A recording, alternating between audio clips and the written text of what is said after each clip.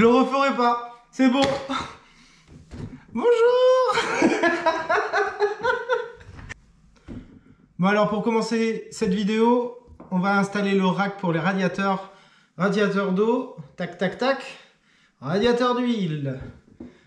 Ensuite, regardez bien. Donc petit radiateur d'eau, ici même. On n'oublie pas de mettre le petit caoutchouc ici, ici, ici. Il y a de caoutchouc ici. Et là, voilà. On va aussi mettre cette petite pote qui, elle, se met tout en haut.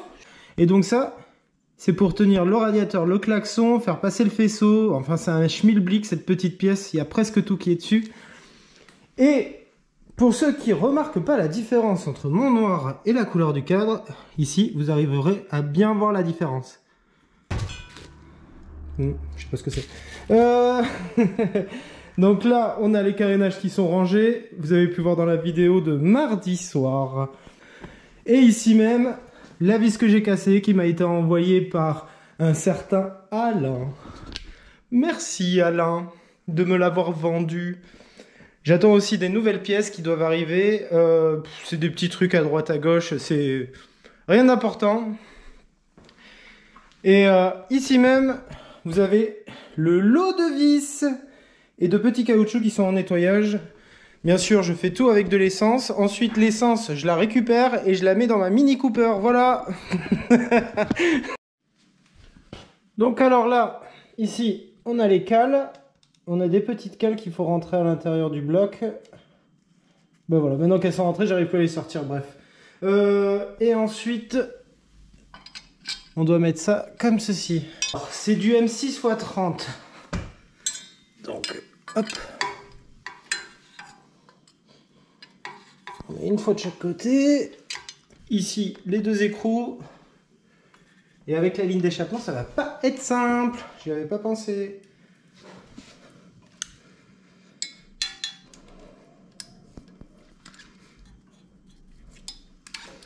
Et en bas, c'est des petites comme ceci. Et le pas de vis est déjà fait dans le carter. 1 et 2. On prend la plaque. M6x16 pour la vis. Donc là, il y en a une. Là, il y en a deux. Magnifique. On va pouvoir mettre les deux radiateurs. On va pouvoir surtout bien faire passer le faisceau électrique car il y a une position où il doit passer. Magnifique. Donc ce qu'on va faire, c'est qu'on va lui mettre les petites quéquettes. Hop, des petits caoutchoucs de protection pour éviter les vibrations. Ici vous avez les bouchons de vidange juste là. Donc quand vous faites la vidange du liquide de refroidissement, c'est ça qu'il faut défaire. Ils ont repeint par-dessus, alors je sais pas trop, on a ceux du dessus. Donc ça c'est les mêmes caoutchoucs que ceux qui maintiennent les durites de frein à l'avant. Alors pour les mettre, il faut y aller comme ceci.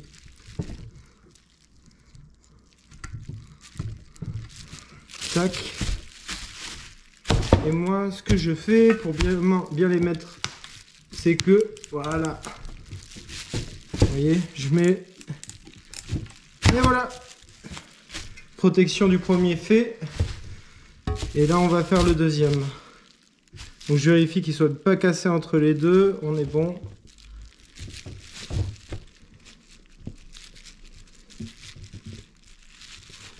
Ce que j'avais fait sur les anciens radiateurs, c'est que je leur avais fait des grilles pile poil, et je les avais attachés avec des fils de fer. Et au final, j'avais pris 1 degré de température. Donc je roulais à 76 degrés au lieu de rouler à 75. Parce que j'ai toujours roulé à 75 degrés sur cette moto. Ici même là, on voit qu'il y a la... Vous voyez? Ça c'est fixation pour le spal. Et ici, fixation aussi pour les spals. Et après, vous mettez les petites ailettes de protection. C'est magnifique. Donc voici le spal. Et en fait, le spal se met comme ceci, tout simplement. Voilà, vous avez le spal qui est mis. Ici, il faut mettre les petites cales noires, qui sont en plastique noir normalement. et après vous avez les LED qui se mettent là. Donc ça, on le mettra après. Là, la seule chose qu'il faut qu'on mette, en fait, c'est la durite. Alors moi, je mets toujours la durite sur le radiateur de gauche. Je sais pas pourquoi. Mais là, ici, il y a un petit morceau de durite pour joindre les deux radiateurs ensemble. Radiateur de gauche, durite Samco. Et ça, c'est du JCS. C'est en fait, si jamais vous mettez pas ces colliers-là, les colliers comme ça qui sont recommandés par...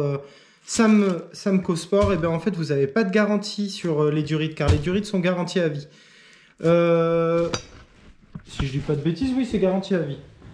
Donc là maintenant, on va passer au dur. Bon, alors je vous ai dit une bêtise, il faut directement mettre les caoutchoucs sur la pâte de fixation, c'est beaucoup plus simple, je me suis trompé tout à l'heure. Bon, vous savez quoi? Je vais défaire la pâte d'en haut, tout simplement. Parce que là, je sens que je vais tout rayer.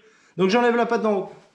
Alors, pour tricher, ce que j'ai fait, c'est que j'ai mis de l'huile moteur, tout simplement, sur les petites tigettes, pour voir si ça rentre... Voilà!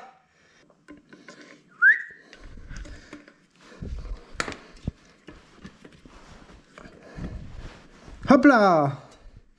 Ici, on voit qu'ici, il y a la tétine là, qui se relève, donc on va le mettre comme ceci, juste en dessous. C'est plutôt pas mal. On va mettre le deuxième radiateur. Je viens de me rendre compte qu'en fait je me suis trompé, celle qu'il faut mettre ici, là, entre les deux radiateurs, c'est celle-ci. Je sais pas pourquoi, je voulais absolument mettre la courte, donc en fait c'est la longue courbée, excusez-moi. Je ne fais que des bêtises aujourd'hui. Donc là maintenant il va nous rester à rajouter la petite durite ici entre les deux.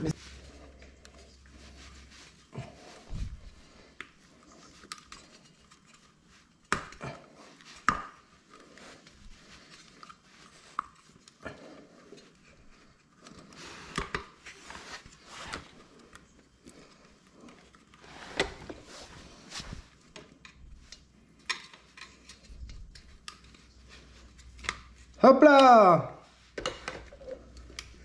Comme papa dans maman. Radiateur gauche, radiateur droite mis en place. Donc là, techniquement, on va pouvoir mettre la pâte de fixation supérieure.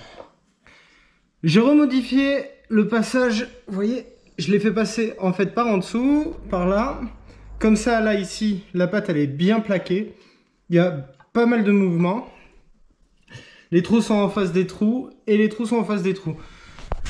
C'est branché de ce côté-là. C'est branché de ce côté-là. Donc là, maintenant, il faut retrouver les vis qui vont là-haut avec la rondelle. Une fois que ça sera mis, hop. Ici, il faudra remettre le klaxon. Alors, pour le remontage définitif des radiateurs, pour la fixation, il faut des douilles en T. Ça s'appelle comme ça sur la référence Aprilia. Douille en T. Donc vous mettez la vis comme ceci, avec la douille en T à l'intérieur. Comme ça évite que ça soit trop serré ou pas assez serré. Dès que c'est en contact, c'est bon. On est en contact, c'est fini. Pareil pour le deuxième côté. Alors il y en a certains, ce qu'ils font, c'est qu'ils mettent des rilsans ici à la place des vis. Car les radiateurs ici casse très souvent avec les vibrations du moteur, etc. Donc, beaucoup de radiateurs ont déjà été renforcés sur les motos, mais si jamais le vôtre ne l'est pas et qu'un jour ça fuit, c'est normal. Hein. Il ne faut pas s'en inquiéter. Il faut soit refaire souder. Putain, elle veut pas y aller, celle-là. Ah, voilà. Soit refaire souder, ou sinon, vous changez directement de radiateur. C'est un des points forts de nos motos. Un des points faibles, pardon. Le seul point fort qu'elle a, cette moto, c'est sa puissance. Le klaxon. Donc là, vous avez le klaxon. Ici, vous avez la vis. La vis, c'est du M8x17. Et elle se met sur la plaque où sont fixées la partie supérieure des radiateurs. Donc là, il est fixé. Il faudra juste ramener les deux cosses pour le brancher. De toute façon, vu comment il fonctionne, on va pas prévenir grand monde. Hein. Le moteur fait plus de bruit. Alors, radiateur du bas. Là, c'est pas très compliqué. C'est comme ça, et en bas, comme ça. Comme pour le radiateur du haut, il faut mettre les douilles en T, il y en a 3. Et les vis, ce sont celles-ci. Donc pareil que l'autre côté, on fout la douille en T, on prend la vis, hop. L'ensemble des radiateurs sont posés. Radiateur d'eau, radiateur d'huile. L'iputicache en carbone. On le mit là. C'est joli. Oulala, qui si beau. Bon allez, je vais pas le mettre maintenant parce que c'est pas du tout le moment pour faire ça. Mais voilà, là vous avez l'ensemble qui est mis. Tac tac tac, le faisceau qui passe là-haut, on est plutôt bon.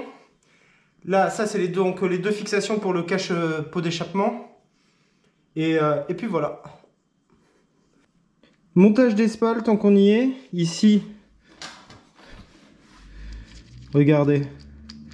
Donc il y a la vis, il y a aussi une petite entretoise en plastique noir. C'est la seule entretoise en plastique de toute la moto. Et en fait, il suffit donc de mettre la quéquette dans le trou. Comme papa dans maman. Exactement comme ça. Ensuite, vous prenez ça. Et tu fixes comme ça. Je mets pas les protections en carbone pour le moment, j'ai pas envie. Hop. Et voilà, là il est fixé. Ici, vous avez la petite cosse. La petite cosse, vous la faites passer dans le bloc moteur, ici même. Hop, hop. Et pour le moment, on la garde de côté, on la branchera plus tard. Alors là, on est toujours sur la patte de fixation des radiateurs. Et là, ici, vous voyez, il y a deux petites accroches. Il faut récupérer la partie du faisceau avec le klaxon, le thermostat, les ventilos. Et le plus long, c'est le klaxon normalement. Le plus court, c'est le klaxon normalement, pardon. Donc, il faut le faire passer là. Ensuite, vous les mettez, vous le faites passer dans les quéquettes là. 1 et 2. Et là, le restant du faisceau, faut le faire passer. Oh là là, c'est une galère. Franchement, le faisceau sur cette moto, c'est vraiment une galère. Ça m'étonne pas qu'il soit aussi dur et tout ça à manier. Il faut réussir à le faire passer par en dessous. Cosse par cosse. Hop, allez, passe s'il te plaît, bébé. Et hop, là il y a tout le faisceau qui passe, comme à l'origine. Hop. Et hop. Et donc là, on est bien. Et là, vous voyez le faisceau qui ressort ici. Normalement, ça, c'est tout simplement le klaxon. Et là, ici, vous avez les deux radiateurs avec les deux grosses cosses blanches. Et la cosse qui est ici va là-dessus. Maintenant que le radiateur, tout ça, c'est bien mis en place, on est bien. J'ai branché les faisceaux des radiateurs. Je les ai fait planquer là sur les côtés. Là, il est planqué ici aussi. Et là, maintenant, j'ai mis aussi les deux antiparasites. Et de l'autre côté, je ne peux pas mettre le deuxième parce que je l'ai cassé lors du démontage. Donc, vous voyez, c'est pareil, ça passe par là, ça ressort ici. Il faut essayer de cacher les câbles vers la gauche parce que si jamais vous les mettez à droite, à force, il se peut que ça se mette à brûler. Alors, et après, là, j'ai sorti le support pour le boîtier CDI, le calculateur, ou comme vous voulez, qui est ici même. Donc ça, j'ai déjà fait une vidéo là-dessus, comment changer les proms, à quoi servent les EPROM, etc. C'est une cartographie en gros. Et là, le but du jeu, c'est de poser le faisceau, essayer de le poser qu'il soit assez à plat, faire passer ces deux câbles là, ces deux cosses dans le trou qui est là, et ensuite on visse le tout. Pour les relais, il y en a deux qui sont identiques. Les deux sont identiques, ils ont pas forcément. Celui-là par exemple, il a du vert de gris, je pense que je vais le changer parce que j'en ai plusieurs, et là, tac. Et ensuite, vous avez le boîtier LED, le boîtier diode, pardon, Leonelli. Alors, par exemple, si celui-ci casse, en gros, vous avez plus les voyants neutres, vous avez tout le temps le voyant béquille qui va être allumé, le capteur d'embrayage ne va plus fonctionner. Enfin, voilà, quoi. Ça peut causer des problèmes. Moi, j'ai déjà eu le cas 2 fois. J'en ai déjà cassé 2. Et il faut faire très attention parce qu'en plus, là, comme vous voyez, les cosses... C'est pas comme celui-là où c'est des grosses cosses impossibles à bouger. Là, celles-ci, elles peuvent se plier très facilement. Vous voyez, c'est celle-ci. Ça, c'est le boîtier Leonelli. Donc, il faut faire bien attention. Hop, et vous voyez, je vais enlever le... Je vais remonter ça, par contre. Voilà. Donc, comme ceci, hop, il est mis.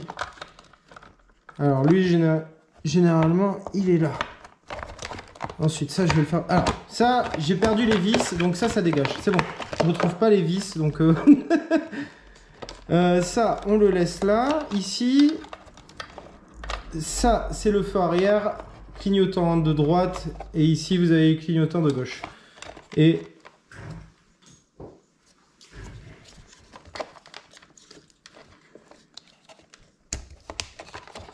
hop. Et hop. Là, on est bien. En plus, l'avantage qu'on a maintenant, c'est que le faisceau, il est bien posé partout. Donc, on n'a pas trop à se prendre la tête. Capteur de chute. S'il fait du bruit, c'est qu'il fonctionne. Vous voyez ici, il y a écrit upper. Donc, ça veut dire qu'il faut le mettre vers le haut. Parce que si jamais vous le mettez à l'envers, la moto ne démarrera jamais.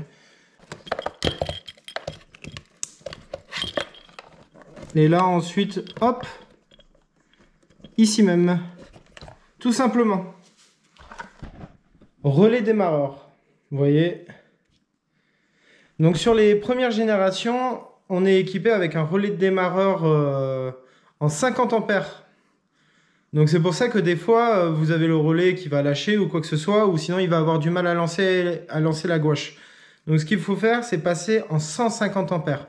Toutes les secondes générations sont en 50 ampères. D'ailleurs, si vous allez sur le site Aprilia pour commander un relais, vous pouvez très bien passer par autre chose. Hein. Mais si jamais vous allez sur le site Aprilia, vous verrez que celui en 50 ampères, la référence est barrée et que la pièce est remplacée par un 150 ampères. Donc voilà. Après, il suffit de trouver un relais de démarreur qui soit en 150 ampères avec 2 fils. Parce qu'il y en a, ils doivent en avoir 3, je sais pas. Avec 2 fils, et si jamais c'est la bonne case, vous faites pas chier. Hein. Et si c'est pas la bonne case, vous coupez, vous faites une soudure ou quoi. Enfin voilà, chacun se débrouille.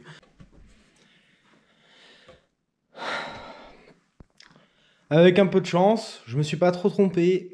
On verra bien. De toute façon, j'ai pas mis le compteur, donc normalement ça va pas activer tout l'électronique. Et le bouton et le plus non plus n'est pas mis sur la batterie. Bah alors, suite à la vidéo sur la fiabilisation du circuit de charge, on va pas le voir dans cet épisode, malheureusement, j'ai fait une vidéo bien séparée. Donc voilà où on en est. Ici, fiabilisation, hop, suppression de la cosse marron. Et ici, la fiabilisation pour le circuit de charge avec son faisceau, son porte-fusible indépendant, etc. Ensuite, au niveau des câbles de masse, donc comme j'avais déjà expliqué dans l'autre vidéo, vous en avez un sur le moteur, vous en avez un qui va du faisceau électrique jusqu'au moteur, jusqu'au cadre, et ensuite vous en avez un qui va du cadre jusqu'à la batterie moi. En ce qui concerne les câbles de démarrage, donc vous avez le gros qui est là, qui a été remplacé, ensuite vous avez celui-là qui va jusqu'au démarreur devant, et c'est tout. Voilà. Donc là, tout ça ici, c'est bon, c'est prêt à démarrer en quelque sorte. Ici, les diodes, les 2 relais, ça c'est le feu arrière.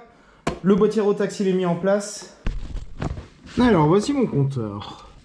Donc, c'est un compteur qui éclaire vert parce que c'est un compteur de 98-2000 ou Falco. Dessus, j'ai modifié l'emplacement du shift light. Au lieu d'être ici, là, je l'ai mis en haut à gauche. Ici, vous avez indicateur de rapport engagé. Là, c'est bon. Ici, c'est, vous voyez, en fait, c'est une petite LED et c'est un témoin de charge. Donc, en fait, s'il est vert, c'est que je suis dans les bonnes tensions. S'il devient rouge, c'est que mon régulateur est mort. Et ici, j'ai mon port USB qui a rouillé. Donc, bon. Et après, au niveau des branchements, à l'arrière, on peut voir ici qu'il y a un condensateur pour garder de l'énergie et éviter les resets. Vous voyez, juste là. Après, les fils, ils sont à l'intérieur, tac, tac. Et ça a été fait avec une imprimante 3D grâce à un fichier numérisé par un pote qui fait partie du Aprilia V60, du groupe Facebook.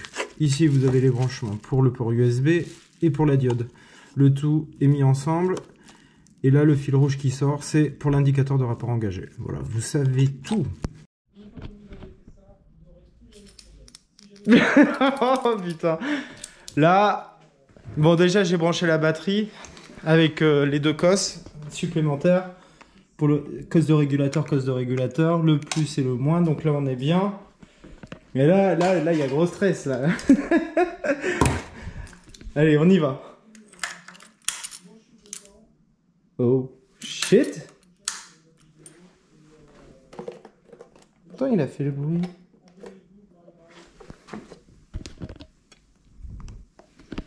Peut-être un fusible qui a lâché. Ah ben oui, je suis bête. J'avais oublié de brancher le Komodo, enfin le Neumann.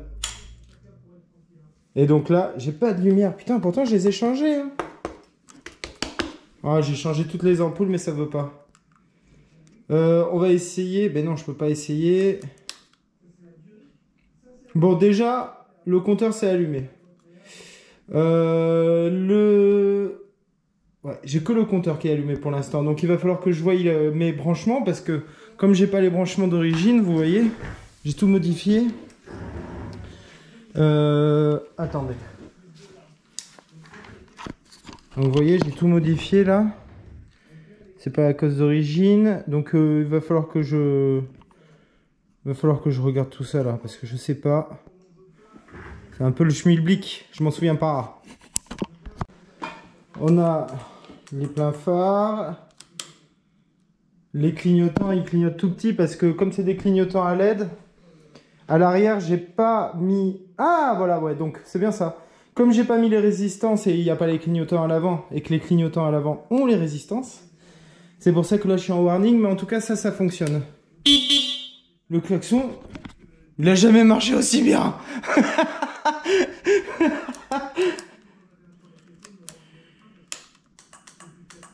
Ok, avec, regardez, pour ceux qui ne sont pas au courant, indicateur de rapport engagé qui est toujours au point, donc ça c'est plutôt pas mal. Le neutre on l'a pas parce que la cosse elle est pas mise sur le bloc moteur, et là j'ai la lumière qui veut pas revenir, bon, j'aurais dû vérifier avant, c'est pas grave. Donc là on est bon.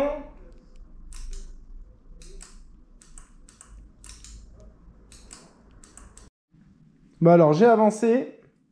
Ici j'ai mis les supports de clignotants. J'ai défait la poignée pour changer le starter là. Alors le starter d'origine en fait ici vous voyez il est attaché au maître cylindre Brembo d'origine. Et moi en fait comme j'ai plus les maîtres cylindres d'origine depuis un moment, en fait moi ce que je fais c'est que je le bloque avec le maître cylindre sans mettre la vis, et peut-être je vais faire un trou pour mettre une petite vis ici, je sais pas, j'hésite. Si jamais je vois que je peux le bloquer sans rien faire, je le laisse comme ça. Ici j'ai mis le précieux, le petit bouton de démarrage tout neuf, ça fait 2 ans que je l'avais jamais monté, j'attendais aujourd'hui. Ici j'ai mis pareil l'embout de guidon. L'embout de guidon, j'ai mis des vis en A4 pour être bien. Pour pas que ça rouille, parce que les anciennes vis, elle est où? Elle est où? Mais je sais pas où elle est. J'ai dû la balancer déjà. Et ensuite, câble d'accélérateur. Alors pour les câbles d'accélérateur, c'est pas compliqué. Il faut que ça fasse comme ça. Donc, ici on peut voir que le starter... Alors le starter... Vous voyez, le starter, il est à peine en contact. Et quand on va tirer dessus, en fait, ça va pousser sa petite quéquette. Vous voyez ici, là, j'ai activé le starter. Et en fait, le starter, c'est juste que ça entrouvre les volets. Vous voyez, c'est à peine ouvert. Et là, quand vous défaites, ça redescend. Hop, ça remonte. Putain, c'est pas facile à faire à une main avec la caméra, désolé. Là, ici, il faut que je finisse de serrer le câble de retour. Le câble de retour est en bas. Et ça, et là, c'est celui pour accélérer. Et ça, c'est pour faire revenir la poignée. Donc, il y en a beaucoup qui roulent sans. On n'est pas obligé de les avoir. Mais vous voyez, moi, j'aime bien parce que je remets d'origine. Je suis ce qu'on peut appeler un puriste. Non, je rigole. C'est bon, calmez-vous, je rigole. Alors, clignotant branché, installé. Ah, si je mets pas le contact. 1, 2, 3. Hop, petit clignotant magnifique, Rizoma. Pareil, il marche à l'arrière. Il marche à l'avant. Il marche à l'arrière. Alors, concernant les clignotants à LED, là, malgré tout, ici, j'ai pas mes lumières de d'habitude, je suis désolé. Voilà, ici, j'ai une centrale clignotante. Alors, c'est pas une spéciale Aprilia, j'ai mis des cosses japonaises, comme pour tout le reste. Et en fait, c'est juste une centrale clignotante à LED qui, normalement, fonctionne à partir d'1 watt. Et malgré ça, je suis obligé de mettre quand même une grosse résistance, au moins sur une des paires. Tu peux le mettre sur les 4, hein. De toute façon, Rizoma, quand tu achètes les clignotants, il te donne les résistances avec. Donc là, la résistance, je l'ai mise derrière. Pourquoi je les mets derrière et pas à l'avant? Parce qu'à l'avant, c'est déjà un bordel pas possible. Il faut ranger tout ça. Donc ça là et ça là, vous inquiétez pas, je vais carrément les couper. Peut-être pas celui-là, parce que celui-là, il est bien. Mais celui du phare, là, ici, je vais le couper, je vais l'enlever. Et comme vous voyez, hop. C'est trop beau, putain. Je me suis un peu... Alors, support de béquille avec la béquille modifiée mise en place. Ici, on peut voir qu'il y a la fixation pour le pot Accra, qui est juste là. Ici, là, j'ai mis le support pour le sabot en carbone. Bon, la béquille, c'est pas terrible. Et en plus de ça, ils n'ont pas protégé ces trous-là pendant la peinture. Donc, en fait, ils m'ont massacré le pas de vis. Et moi, j'ai massacré une vis en essayant de le faire. Donc, j'ai dû tout refaire là, à l'instant. Ensuite, la boucle arrière, ici, elle est serrée à 50 Newton. Là, les supports de cale-pied, c'est 35 Newton. Et là, j'ai commencé à mettre ça pour le frein arrière. Donc, je pense que je vais commencer à monter le frein arrière petit à petit. Sachant que l'autre côté, on est plus ou moins bon. Ensuite, j'ai aussi repassé en pignon de 16. J'ai tout nettoyé, là. J'ai tout mis clean. Je suis repassé en pignon de 16 parce que le 15, quand tu fais de l'autoroute et tout, c'est chiant. Et moi, je vais souvent à Bordeaux, donc je me tape 60 km d'autoroute. Et voilà, quoi, c'est histoire de... Et là, la chaîne en plein nettoyage, j'attends. C'est une DID en 525, couleur or, bien évidemment, hyper renforcée, etc. Donc là, le seul truc qui m'embête un petit peu, c'est que comme j'étais en Super Prox allégé, mon pignon de 15 c'est un Super Prox allégé, marque Rental. J'ai aussi la couronne arrière qui est une Rental allégée en aluminium. Oh putain, j'ai fait une casser la gueule. Allégée, elle doit être par ici, je sais pas où elle est. Enfin bref. Donc je vais passer, au final je vais être en 16-44. Donc on verra bien ce que ça donne. Et si j'aime pas, je repasserai en 15, tout simplement. J'ai réussi à trouver de la durite qui est exactement la même que d'origine. Pareil, qui est tressée avec le tissu, etc. Et surtout, c'est les bonnes dimensions. Vous voyez, c'est du 12 x 18 NBR. Normalement, avec ce que j'avais vu sur la nomenclature de chez Aprilia, c'est exactement la même durite, sauf que elle coûte 10 € le mètre au lieu d'en coûter, je crois que c'est 150 € les deux durites chez Aprilia. Alors, la chaîne est montée. J'ai cassé mon outil en voulant monter la chaîne, donc il faut que je refasse. Je pense que je vais devoir en racheter un pour finir le serrage. Il a cassé net. Ensuite, j'ai remis le cache-couronne, le cache-pignon, pardon. La béquille est liée aussi. J'ai changé là, la vis de fixation pour qu'elle aille jusqu'au bout. Là, ici, j'ai fini d'installer le petit rouleau. J'ai vérifié tous les serrages. Mon jet 40 qui est juste là au-dessus du chiffon. En fait, j'ai le pas de vis qui est mort à l'intérieur. Donc, il tient plus. Donc, ce que j'ai fait, c'est que je l'ai collé. On verra si ça tient. Si ça tient pas, ben tant pis. Je suis un peu mécontent aujourd'hui, je vous avoue. Ça me gonfle. Il y a des trucs qui me gonflent. C'est que des trucs de merde. Et je suis pas content. Voilà. Je suis pas satisfait de ma journée. Sur la moto, en tout cas, je suis pas satisfait. Et là, maintenant, pour pouvoir finir de monter le réservoir d'huile, etc., il va falloir que j'enlève une des chandelles en bas. Il va falloir que j'enlève celle-ci. Parce que je peux pas installer le réservoir d'huile à cause de ça, parce qu'il est assez profond à l'arrière, vous voyez. Il est assez profond, donc je peux pas l'installer derrière. Après là, le réservoir d'huile, ici, la mitraillette, elle est nettoyée, elle est prête à être installée. Ça, je le reçois demain normalement, donc je vais le changer aussi, mais je voulais le changer une fois sur la moto pour éviter de le rayer, etc. Et après, alors je vais vous montrer, parce que comme je vous ai montré tout à l'heure le compteur déjà, donc vous voyez, 1, 2, 3, 4, 5, 6, ok, le voyant neutre. Et par contre, ce que je trouve étonnant, c'est que maintenant, j'ai plus le voyant d'huile. J'ai rebranché le voyant d'huile. Et là, le voyant d'huile ne fonctionne plus. Je vais voir si en le dévissant, ça va fonctionner. En le déconnectant.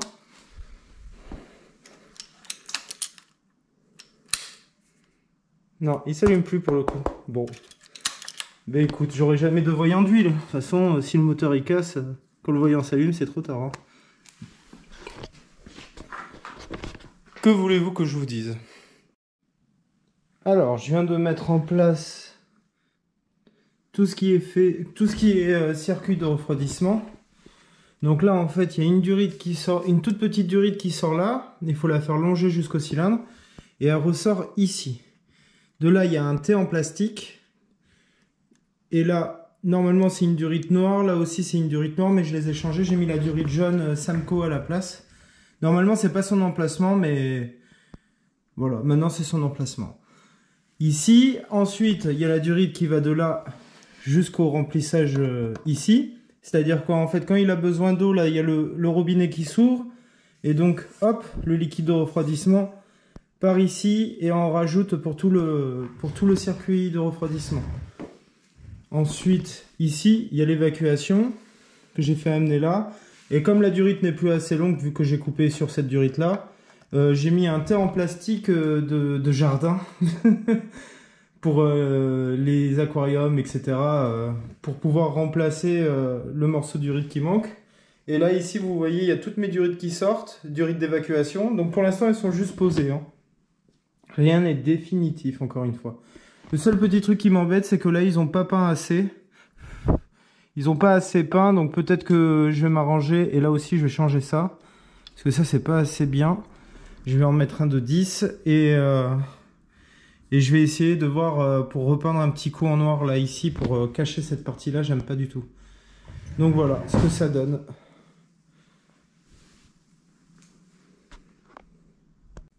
Pour le frein arrière, voilà. Alors pour remplacer, je vais mettre ça. En fait, ça c'est un banjo avec un contacteur de frein, tout simplement. Ça peut aussi se mettre sur les embrayages. Je mets ça principalement parce que le contacteur de frein d'origine, il est bloqué dans la pièce en aluminium. J'ai pas réussi à la défaire et donc ce que j'ai fait, c'est que j'ai coupé à ras les fils. Comme ça, au moins, ça laisse pas un trou vacant. Je vais mettre ça en bout et après, je vais faire tout le faisceau. Je vais rattraper le faisceau d'origine qui est là. Et je vais le raccorder à ça, tout simplement. Comme ça, j'aurai enfin la lumière qui s'allume. Parce qu'en 5 ans de possession, j'ai jamais eu le frein arrière qui s'est allumé quand j'appuyais dessus. Donc là, je suis tranquille avec ça, je suis bien. Alors, pour le câblage du frein, ça part d'ici, ça suit par là, ça descend là, et tac. Donc là, techniquement, le frein arrière devrait s'allumer, enfin le feu arrière devrait s'allumer quand je freine du frein arrière. Je commence un peu à être fatigué là, il est 1h20. Donc pour aujourd'hui, que des couilles. Mais ça avance quand même.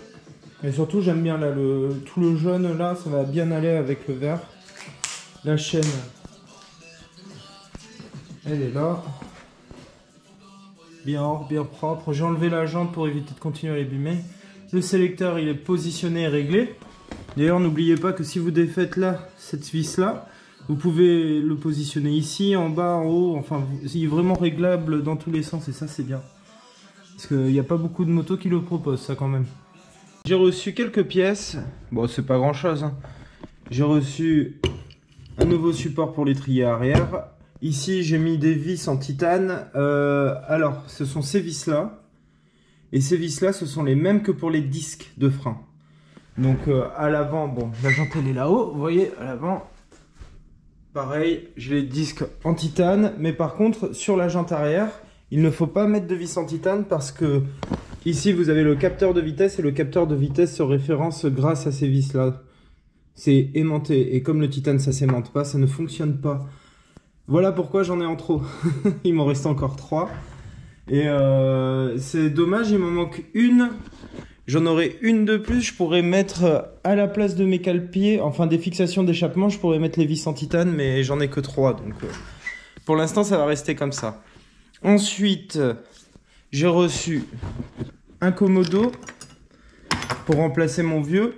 Le seul problème qu'il y a, c'est que j'avais pas vu, c'est les secondes générations, au lieu d'avoir une seule cosse comme celle-ci, et ben elles en ont 2.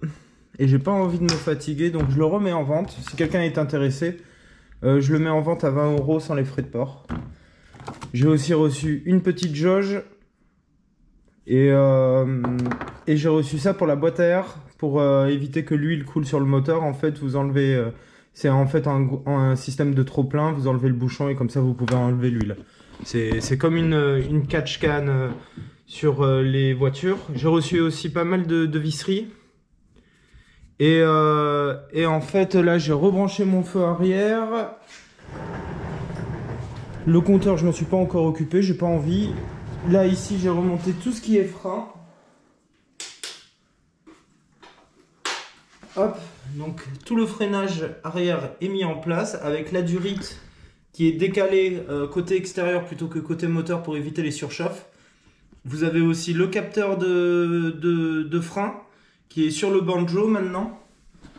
J'ai aussi ça à vendre si quelqu'un est intéressé. C'est une protection de réservoir officielle Aprilia d'origine. Elle a 20 ans en gros. Mais c'est une pièce assez rare. Moi je le voudrais en noir ou en transparent mais il n'y a pas. Fixation de carénage, les vis, les petites entretoises, la serrure. La serrure aussi. Là c'est le loquet on va dire. Donc tout ça c'est bon. On est pas mal. Et là en fait j'ai travaillé donc sur ma boîte à air encore une fois. Et là comme vous pouvez le voir, partout tout le long, je suis bien. Ici, ben normalement ça c'est bon aussi. Donc je suis bon partout. Et je tombe pile en face des trous ici, donc je suis nickel. Je vais juste démonter. Je vais en profiter pour mettre le petit joint qui est ici. Ça c'est le joint de la boîte à air qui se met tout le long tic-tic. Et comme ça, il n'y a plus qu'à remonter. Donc là, tout est bien mis, tout est bien serré. J'ai changé tous les colliers de serrage de plomberie par des colliers de conduite de diesel, de voiture diesel. Là, je vais serrer la conduite d'arrivée d'essence avec une clé Toyota Motor pour être sûr que ça soit fiable.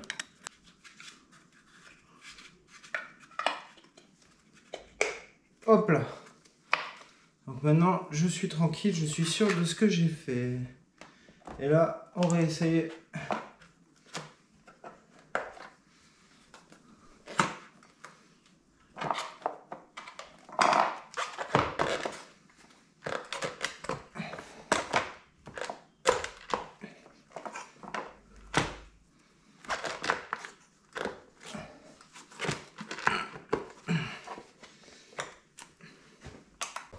Donc là, vous voyez bien, l'air passe parfaitement. On est super bien jointé.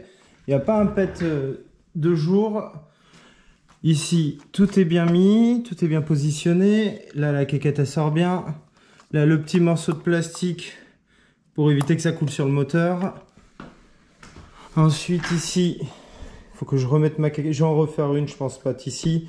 Celle-ci, je la laisse là. Ça, c'est juste pour maintenir le filtre à air pour éviter qu'il bouge dans tous les sens. Et vous voyez là, toute la jointure est faite. Ici, en dessous, entre la plaque et la boîte à air, il y a aussi un joint. Et quand on accélère, magnifique. Ensuite, côté droite, côté gauche. Pareil, on est bien jointé avec une arrivée directe, pas de jour entre le cadre et la boîte à air. Et voilà. Et ensuite, bien sûr, on n'oublie pas de raccorder ces deux-là.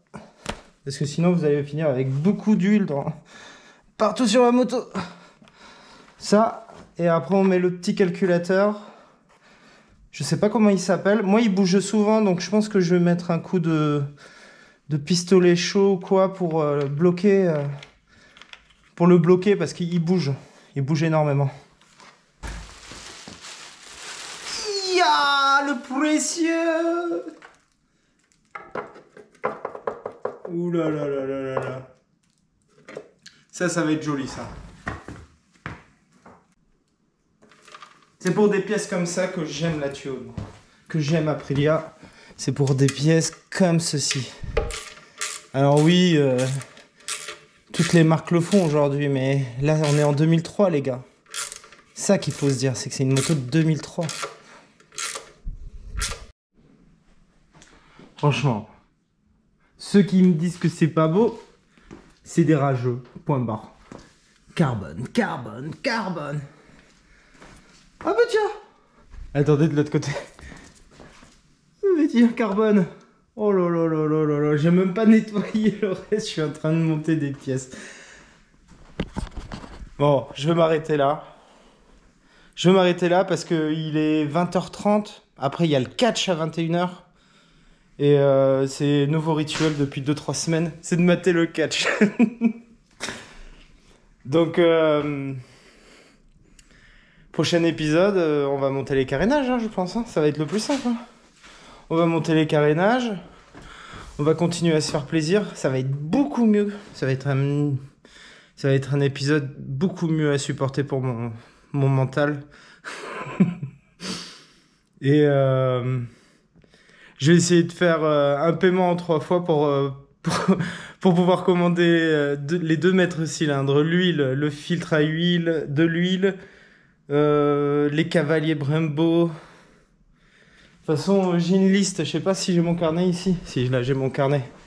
Et je vais aussi recommander... si je vais sûrement passer une commande en Italie. Vase d'expansion, commodo gauche. Un passage de roue neuf, parce que là, le mien, j'en peux plus. Ça, non. Là-dedans, le NGK-CR4, il est commandé. Capteur de frein arrière, je l'ai mis. Plaquette arrière, faut que je les commande. Les capuchons, je les ai commandés. Là, tout ça, j'ai tout.